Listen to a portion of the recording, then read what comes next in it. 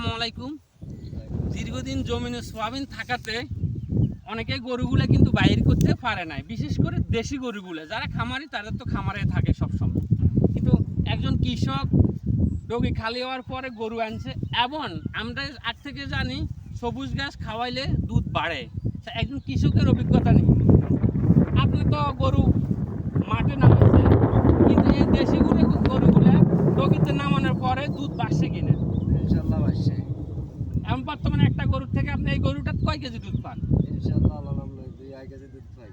2 থেকে 2.5 কেজি হয় দুধ পান। এখন তো করলে বুঝি খাওয়ার লাগে না, না এমন কোনো খরচও নাই। নাই। তাহলে আমরা যখন বাইরে ঘাস খাওয়াইতে পারি তখন কিন্তু আমাদের দুধ বিক্রি টাকাটা থেকে যায়, এটা লাভের অংশ।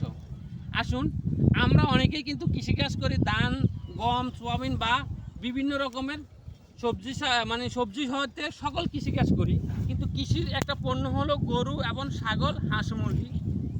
এখন মাঠে অনেকটাই কিন্তু গরু আছে, তবে তার পাশাপাশি এই ভিডিওতে একটা সতর্কবাণী দিই, যখন দেখবেন বৃষ্টি বা বিজলি বা বিভিন্ন আসমানে ডাক, যেটা আমরা গ্রাম্য ভাষা বুঝি, তখন কিন্তু গরু ছাগল এটা আপনারা অবশ্যই বাড়িতে লয়ে যাবেন। কারণ বিজলিপাত হইলে কিন্তু অনেক মানুষ মারা যায়, গরু ছাগল মারা যায়, এরকম একটা রেকর্ড আছে।